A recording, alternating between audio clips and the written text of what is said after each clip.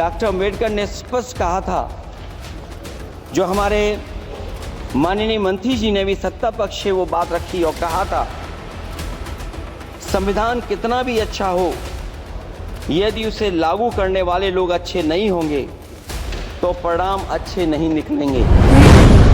इस संविधान पर लगभग 75 वर्ष में के बाद भारत की संसद में फिर चर्चा हो रही है और अध्यक्ष महोदय, उस सीमा के पास एक रिजांगला मेमोरियल बना था।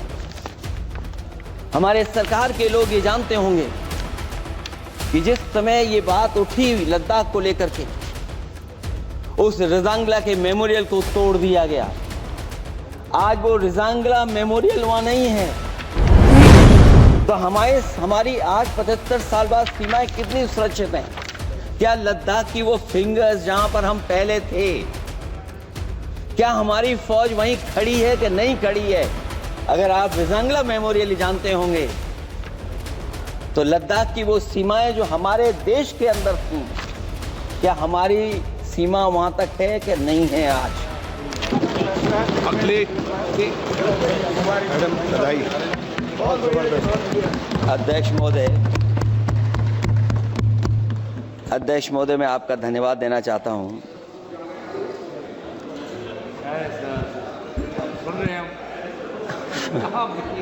अध्यक्ष महोदय, मैं आपका धन्यवाद देना चाहता हूं। साथ ही साथ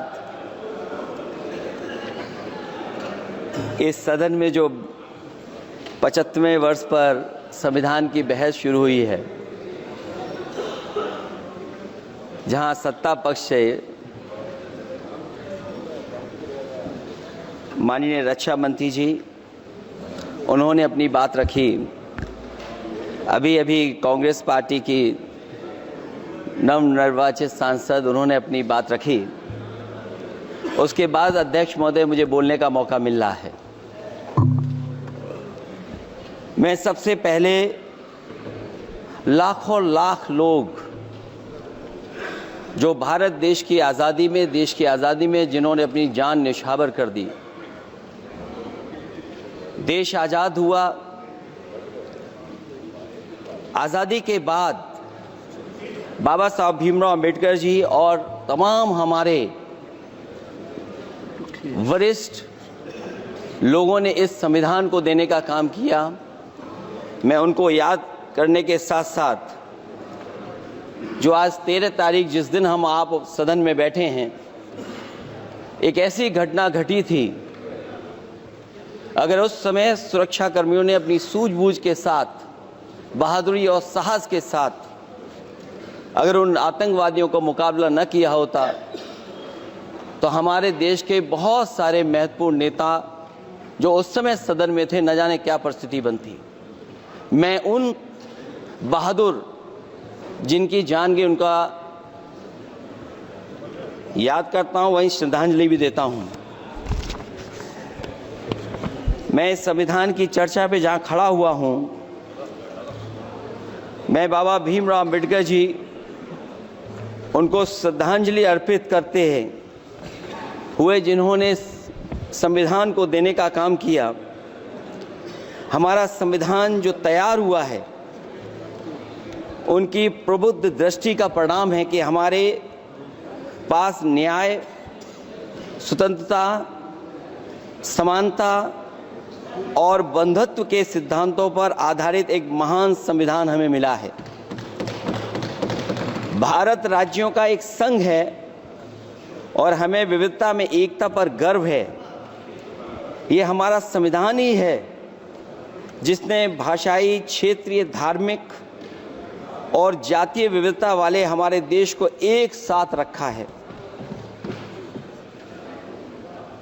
ये संविधान, डॉक्टर अंबेडकर जी ने कहा था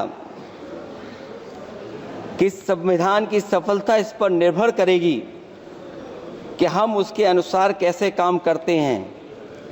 यह देखना है, विधायिका, कार्यपालिका और न्यायपालिका की जिम्मेदारी है कि इस महान देश का शासन हमारे संविधान में निहित उच्च सिद्धांतों के अनुसार चलाया जाए।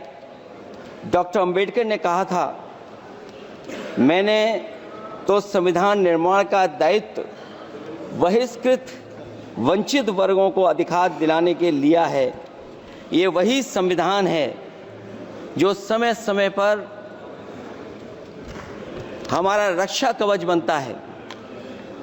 अध्यक्ष महोदय, ये संविधान हमारी ढाल है, संविधान हमारी सुरक्षा है, संविधान हमें समय समय पर शक्ति देता है।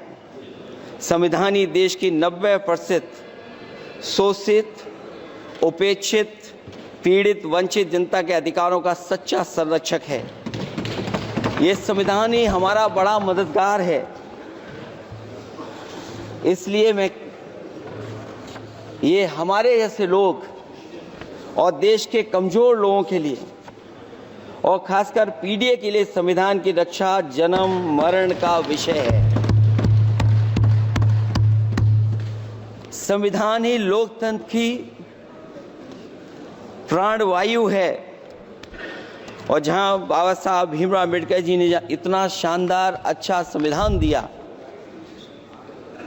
वहीं डॉक्टर अम्बेडकर ने स्पष्ट कहा था, जो हमारे माननीय मंत्री जी ने भी सत्ता पक्ष से वो बात रखी और कहा था, संविधान कितना भी अच्छा हो, यदि उसे लागू करने वाले लोग अच्छे नहीं होंगे तो परिणाम अच्छे नहीं निकलेंगे। इसलिए अध्यक्ष महोदय, इस संविधान पर लगभग 75 वर्ष में के बाद भारत की संसद में फिर चर्चा हो रही है। मैं कई महत्वपूर्ण बिंदुओं पर अपनी बात को रखना चाहूँगा। अध्यक्ष महोदय, हमारे संविधान की प्रस्तावना संविधान का निचोड़ है। सरकार के उद्देश्यों और लक्ष्यों को स्पष्ट उल्लेख है प्रस्तावना में। मैं प्रारंभ करता हूं संपूर्ण प्रभुत्व संपन्न समाजवादी धर्मप्रिय लोकतांत्रिक गणराज्य से। आज अध्यक्ष जी, सीमाओं की रक्षा करना संप्रभु का प्रथम कर्तव्य है। और अध्यक्ष महोदय, जिस देश की सीमाओं की सुरक्षा में जहां पर समय समय पर सेंध लगती हो, और हमारे माननीय मंत्री जी बेहतर जानते होंगे कि कई जगह पर हमारी सीमाएं सिकुड़ रही हैं। हमारे संसदीय मंत्री राज्य अरुणाचल प्रदेश में चीन के बिल्कुल बगल में रहते हैं। अध्यक्ष महोदय, ये जानते होंगे कि हमारे पड़ोस में कितने गांव बस गए हैं, न जाने कितना वहां पर गांव की तरह घर बसा दिए गए हैं। लद्दाख की तरफ अभी दोनों देशों की सेनाएं पीछे हटी हैं। हम अपनी सीमा में ही पीछे हटे हैं और चीन जो हमारी सीमा में अंदर आ गई थी, वो हमारी सीमाओं से ही आंशिक रूप से पीछे हटी है। और अध्यक्ष महोदय, उस सीमा के पास एक रिजांगला मेमोरियल बना था। हमारे सरकार के लोग ये जानते होंगे कि जिस समय ये बात उठी लद्दाख को लेकर के, उस रिजांगला के मेमोरियल को तोड़ दिया गया। आज वो रिजांगला मेमोरियल वहां नहीं है। और उस लड़ाई के लिए अध्यक्ष महोदय, हमारी फौज के लिए कहा गया था कि हमारी वो बहादुर फौज है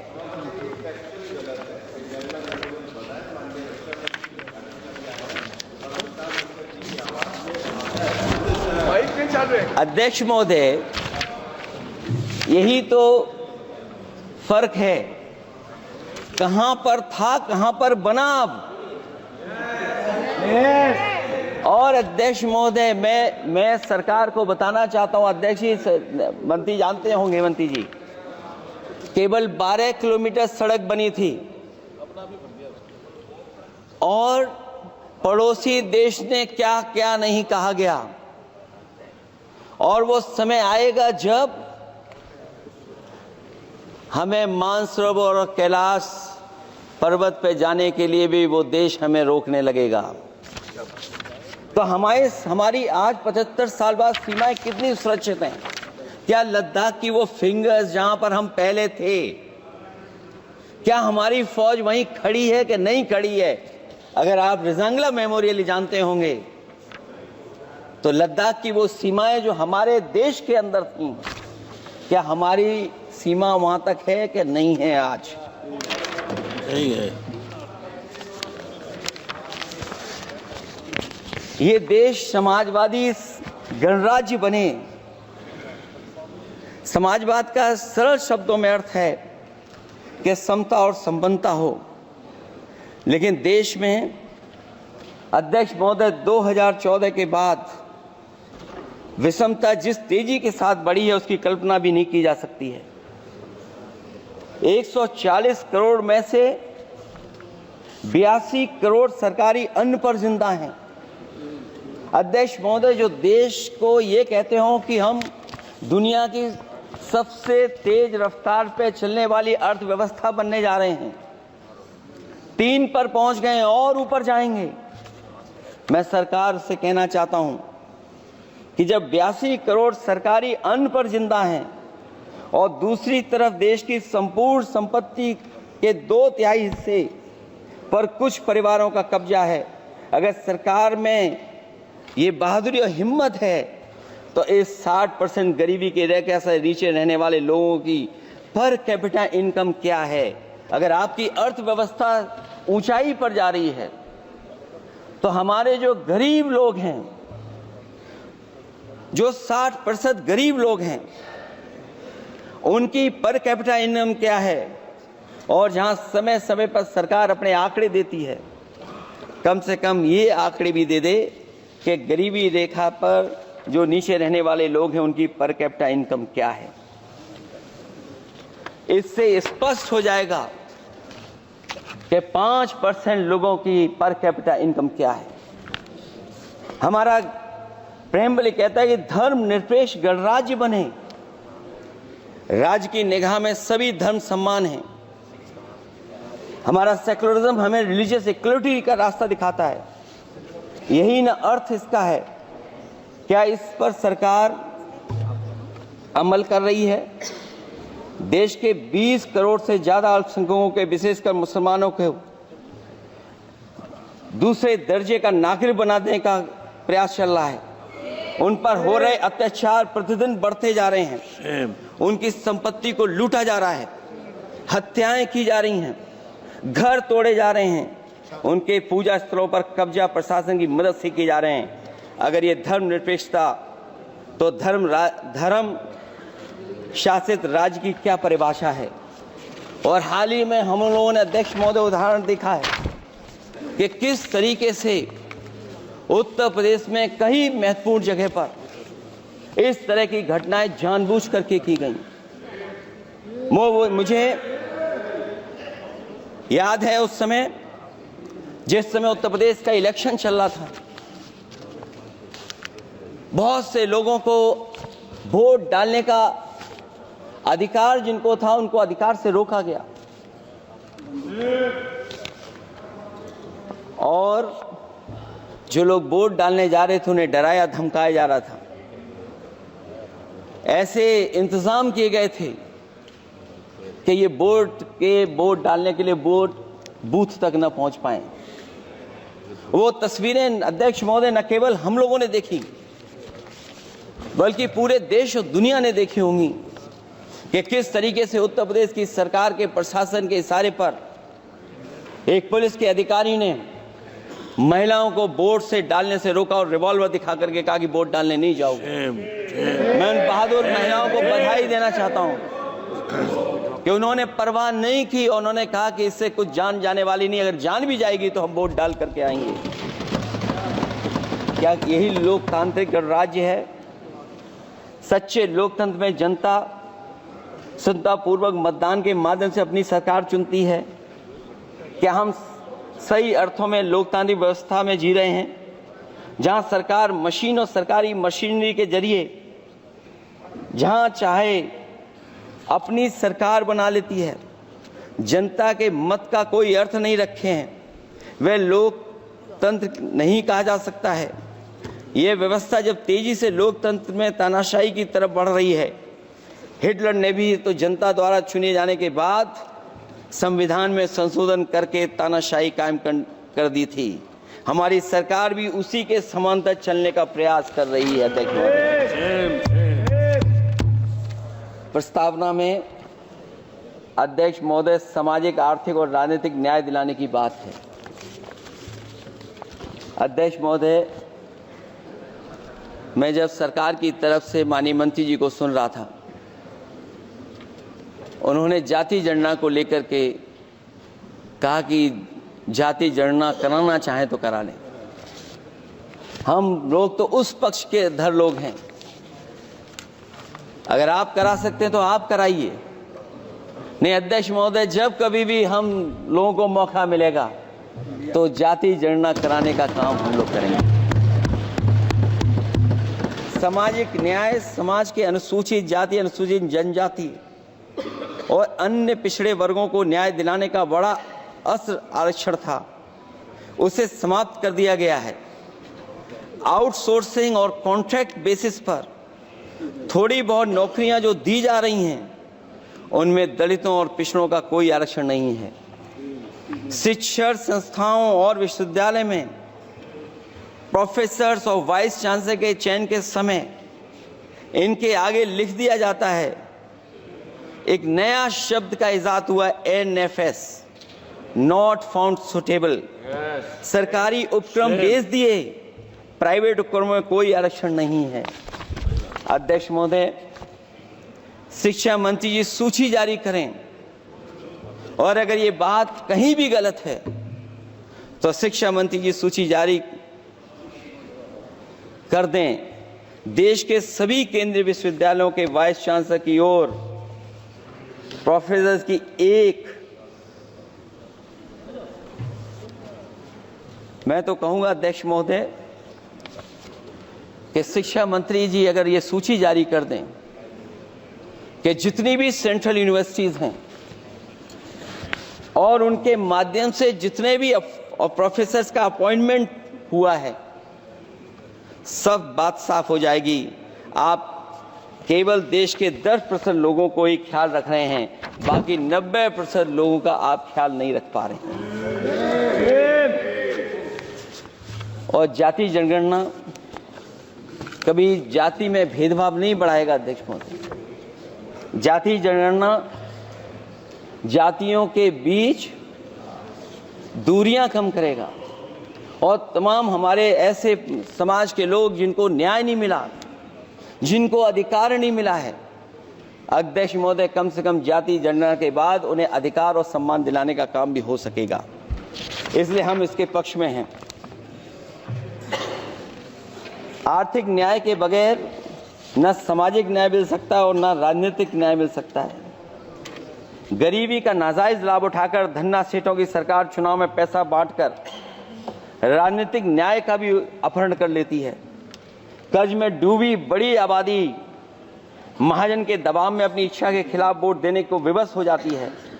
चुनाव में सत्ताधारी दलों द्वारा पैसे की भरमार के चलते कोई सामान्य कार्यकर्ता चुनाव नहीं लड़ पा रहा है। बड़े पैमाने पर धनवान चुनकर आ जाते हैं। पैसे के बल पर जब तक आर्थिक विषमता समाप्त नहीं होती, लोगों को राजनीतिक न्याय मिल नहीं सकेगा। प्रस्तावों में आगे जो लक्ष्य है, विचार, व्यक्ति, विश्वास, पंथ और उपासना की स्वतंत्रता, अन्याय के खिलाफ विचार व्यक्त करने पर जेल, अभिव्यक्ति की स्वतंत्रता का अर्थ है देशद्रोह। अगर भाजपा के मत के नहीं हैं, दूसरे धर्म के हैं तो प्रताड़ना के हकदार हैं। और अब तो उपासना करने पर भी दिक्कत है, क्योंकि हर मस्जिद के नीचे मंदिर खोजने वाले तत्व इस देश को शांति से रखना ही नहीं चाहते हैं। उन्हें कानून की कोई परवाह नहीं है। मैं इस मौके पर धन्यवाद देना चाहता हूं सुप्रीम कोर्ट का, कम से कम वो फैसला आया है जहां कुछ दिनों के लिए ये पाबंदी लगाई गई। व्यक्तियों की गरिमा और देश की एकता और अखंडता को सुनिश्चित करने वाली बंधुता, ये विभाजनकारी नीतियां संविधान की प्रस्तावना के उस उद्देश्य से जरा भी मेल नहीं खाती है। व्यक्ति की गरिमा लिंचिंग से धूल दूषित हो चुकी है। उद्योगपति सरकारी आतंक से परेशान हैं, हो करके अपनी पूंजी समेटकर देश छोड़ गए हैं और लगातार जा रहे हैं। अध्यक्ष महोदय, आजादी के बाद उद्योगपति कभी इतने भारत छोड़ करके नहीं गए होंगे, देश छोड़ के नहीं गए होंगे जितने इनकी सरकार में चले गए हैं। अगर व्यक्ति की गरिमा सुनिश्चित हो तो कोई व्यक्ति क्या अपनी मातृभूमि को छोड़ करके जा सकता है? सरकार इस पर आत्मचिंतन करे। अगर आपसी मतभेद पैदा करके एक दूसरे के प्रति अविश्वास पैदा किया जाएगा तो क्या देश की एकता और अखंडता के लिए एक अशुभ संकेत नहीं होगा?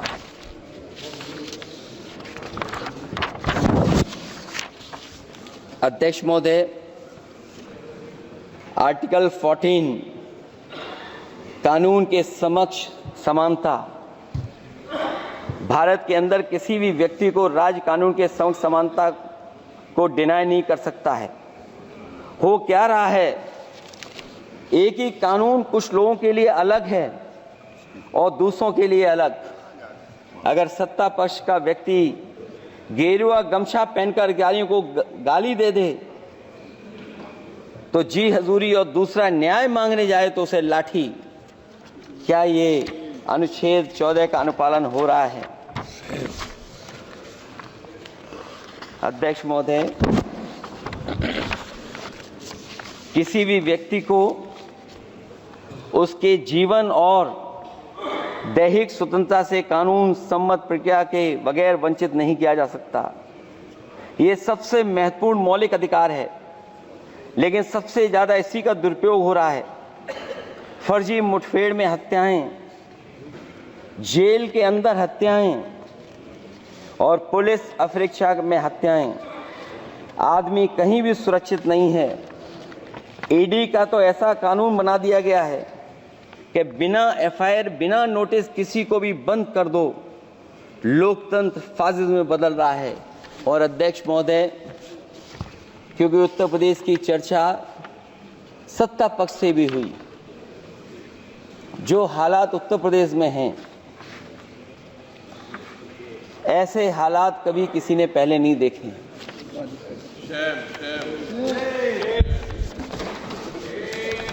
जहां पर कानून की समय समय पर धज्जियां उठ रही हैं।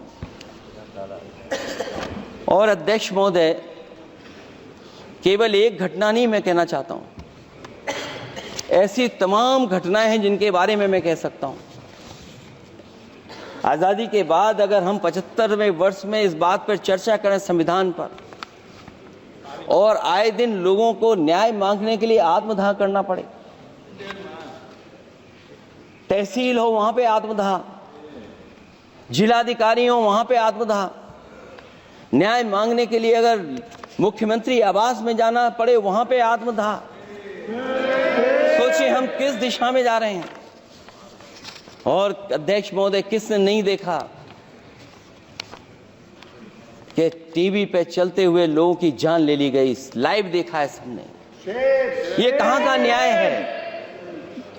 न केवल वो, बल्कि पता नहीं अध्यक्ष महोदय, हमारा प्रदेश कस्टोडियल डेथ में सबसे आगे जा रहा है,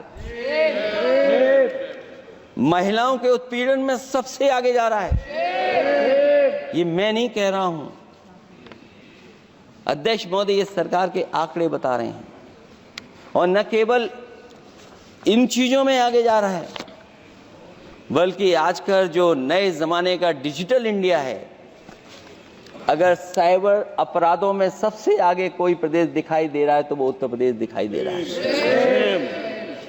ये अलग बात है अध्यक्ष महोदय कि कभी कभी जो डबल इंजन की सरकार चलने वाले जो दावा करते थे, पहले इंजन टकराते थे, अब तो डब्बे भी टकराने लगे हैं। Double engine single driver. और होड़ लगी हुई है कि कभी किसी ने दिल्ली का रास्ता किसी माध्यम से अपनाया था, उसी रास्ते पे चल करके आगे बढ़ना चाहते हैं। इससे खराब इस लोकतंत्र में और क्या हो सकता है? जिन लोगों ने ये कहा हो कि हम नौकरियां दे देंगे, आज नौकरियां कहां हैं, रोजगार कहां हैं? और अध्यक्ष महोदय, अगर वादा किया जाए नौकरी और रोजगार का, इन्वेस्टमेंट का, और सपने बड़े दिखाए जाएं, ये बात मैं इसलिए कह रहा हूं कि माननीय मंत्री जी भी उसी प्रदेश से आते हैं, प्रधानमंत्री जी भी उसी प्रदेश से आते हैं। आज कई मायनों में, कई आंकड़ों में उत्तर प्रदेश पीछे दिखाई दे रहा है, जहां रोजगार के सवाल पर जो सरकारी नौकरियां इसलिए नहीं क्योंकि आरक्षण न देना पड़ जाए, इसे सरकारी नौकरियां नहीं हैं। आए दिन पेपर आउट, पेपर लीक, न केवल पेपर लीक है बल्कि जानबूझ करके पेपर लीक कराया जाता है जिससे कि परीक्षा रद्द की जा सके। और जो अग्निवीर वाला सवाल था वो आज भी वैसा ही का वैसा है। हम लोग अग्निवीर वाली व्यवस्था कभी स्वीकार नहीं कर सकते हैं। जो पहले भर्ती जैसी होती थी अध्यक्ष महोदय, अगर वैसी ही भर्ती होगी तो हमारी सीमाएं और सुरक्षित होंगी, हमारे और नौजवान जाकर के देश की असली पक्की वर्दी पहनने का काम करेंगे। ये अध्यक्ष महोदय कैसी चर्चा संविधान की जो है बिना प्रधान की।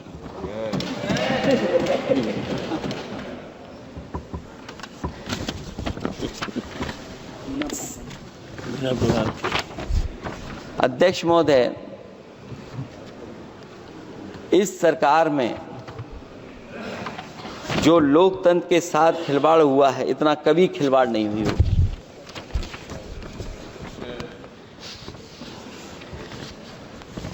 संविधान को परतंत्र बनाकर जो लोग राज करना चाहते हैं, उनके लिए आजादी का अमृतकाल सिर्फ एक जुमला है।